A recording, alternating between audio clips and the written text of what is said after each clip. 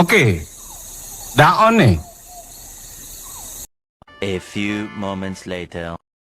Assalamualaikum warahmatullahi taala wabarakatuh. Di sini saya akan menjelaskan apa yang namanya digital forensik dan anti forensik digital. Nah, ini adalah topik pada hari ini, digital forensik dan anti forensik digital. Apa yang dimaksud keduanya? Nah, di sini ada daftar isi. Yang pertama, kita akan membahas digital forensik. Yang nomor 2, tahapan dalam digital forensik. Dan yang nomor 3, teknik dalam digital forensik. Dan yang keempat, ini anti forensik digital. Kelima, teknik dalam anti forensik. Keenam, perbedaan utama. Dan yang terakhir adalah kesimpulan. Langsung saja di sini ke digital forensik ya.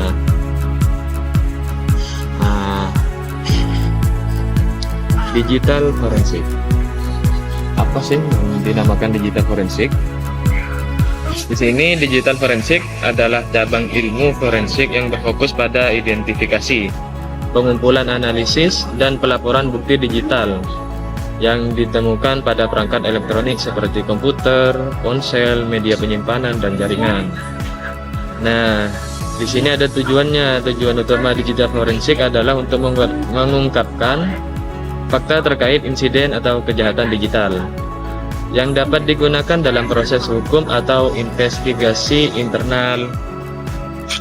Nah, itu adalah digital forensik, atau singkatnya adalah ilmu forensik yang berfokus pada identifikasi, pengumpulan, analisis, dan pelaporan bukti digital yang ditemukan pada perangkat elektronik.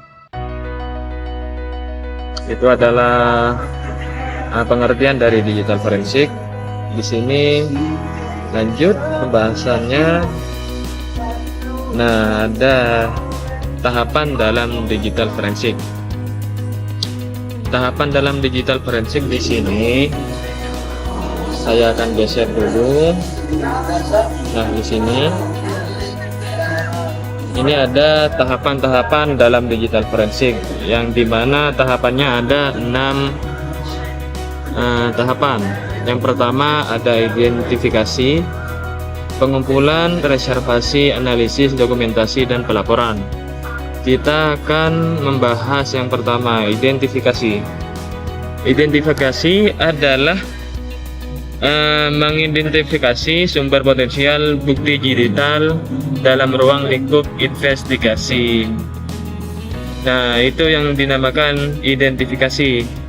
Mengidentifikasi sumber potensial bukti digital dan ruang lingkup investigasi. Dan yang kedua ada pengumpulan atau akuisisi.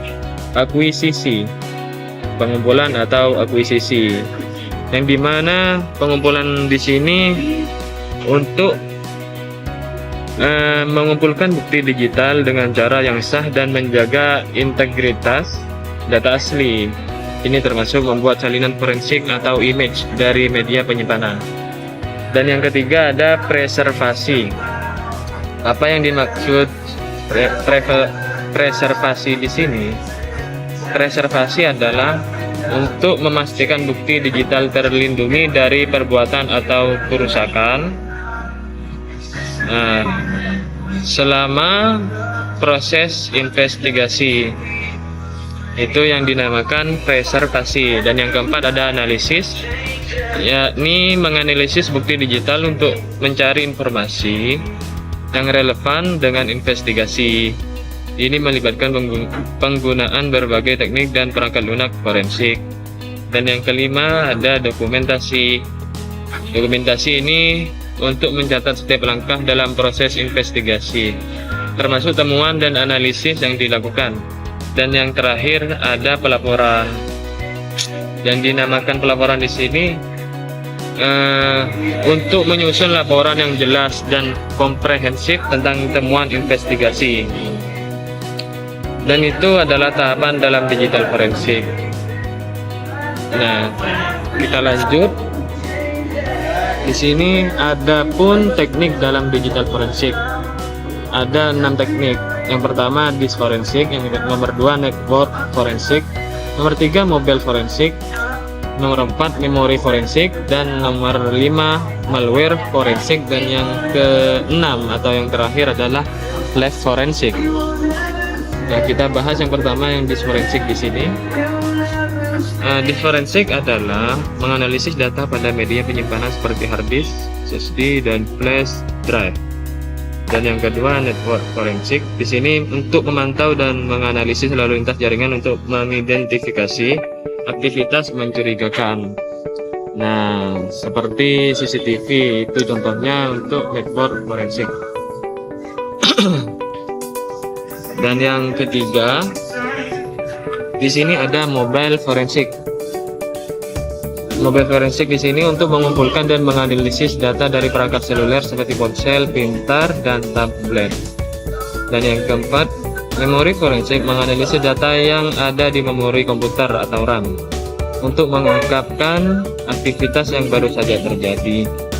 Itu memori untuk menyimpan data yang ada ke memori komputer atau RAM. Nah, bisa dilihat untuk mengungkapkan aktivitas yang baru saja terjadi, itu bisa dilihat di memori forensik. Dan yang keempat adalah malware. Yang kelima adalah malware forensik. Nah, menganalisis perangkat lunak berbahaya atau malware untuk memahami cara kerjanya dan dampaknya. Dan yang terakhir adalah lab forensik, melakukan analisis pada sistem yang sedang berjalan tanpa mematikannya. Nah, itu adalah pengertian digital forensik, juga tahapan dan juga teknik. Jadi ada 3 unsur. Yang pertama ada pengertian digital forensik yang tadi. Ini adalah pengertian digital forensik. Lanjut, unsur yang kedua ada tahapan dalam digital forensik, dan tahapan yang ketiga ada teknik dalam digital forensik. Jadi digital forensik di sini ada 3 tahapan atau ada 3 unsur gitu. Lanjut ke anti forensik digital di sini. Apa yang dinamakan anti forensik digital? Di sini adalah serangkaian teknik yang digunakan untuk mempersulit atau mencegah proses investigasi digital. Nah, bertujuan untuk menyembunyikan bukti, mengaburkan jejak digital, atau bahkan merusak bukti digital. Itu adalah pengertian dari anti forensik digital. Nah, namun di anti forensik digital ini tidak ada tahapan-tahapannya. Langsung ke teknik-teknik dalam anti forensik. Nah, di sini tekniknya juga ada 6. Yang tadi untuk digital forensik itu ada 6, dan untuk yang anti forensik digital ini juga ada 6. Yang pertama data wiping. Apa yang dinamakan data wiping?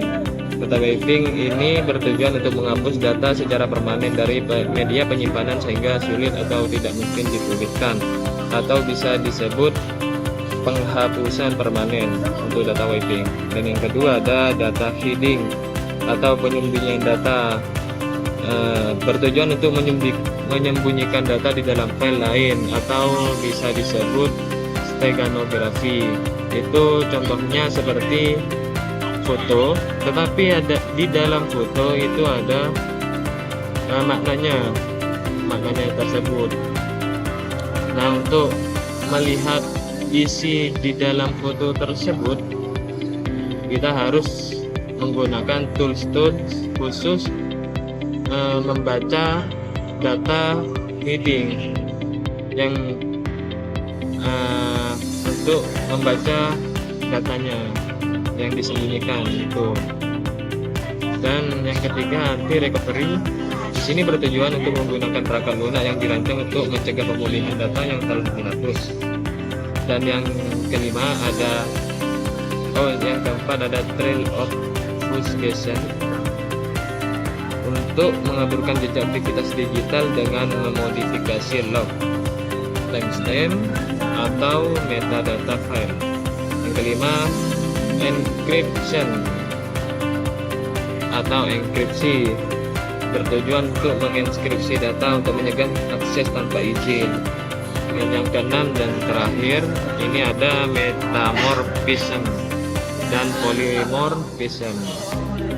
Ini bertujuan untuk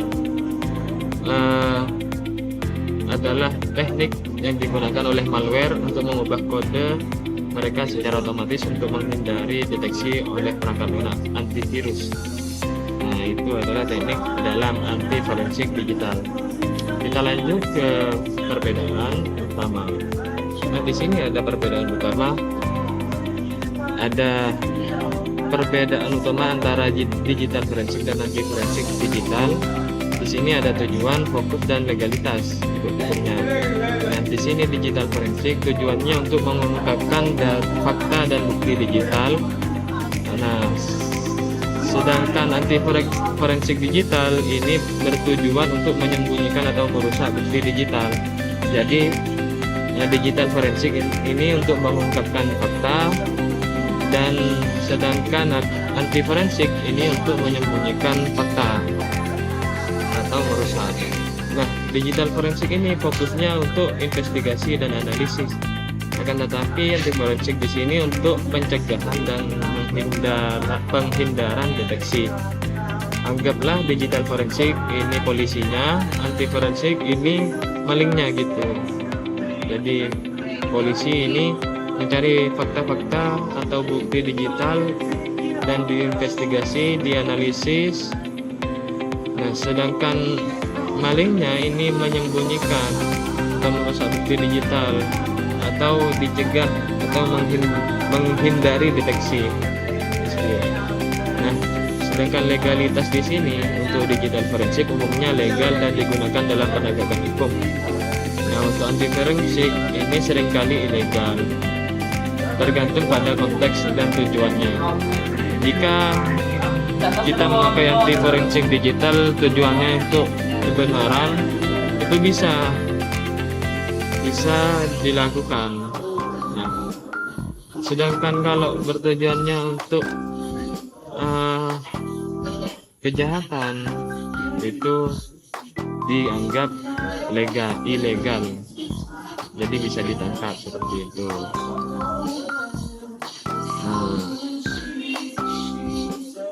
Langsung ke kesimpulan. Jadi kesimpulannya di sini digital forensik dan anti forensik digital adalah dua sisi mata uang dalam dunia keamanan digital. Digital forensik bertujuan untuk mengungkapkan kebenaran melalui bukti digital, sementara anti forensik berusaha untuk menyembunyikan atau menghilangkan jejak digital. Nah, pemahaman tentang kedua konsep ini penting bagi para profesional keamanan cyber seperti cyber security atau semacamnya. Dan untuk penegak hukum seperti hakim dan siapapun itu yang peduli dengan keamanan data dan privasi. Jadi cukup seperti itu penjelasan dari saya tentang digital forensik dan anti digital forensik. Jadi saya akhiri. Jika ada kesalahan kata yang tidak berkenan kepada Anda semua, saya mohon maaf sebesar-besarnya. Akhiran, terima kasih untuk semuanya. Saya pamit. Assalamualaikum warahmatullahi wabarakatuh.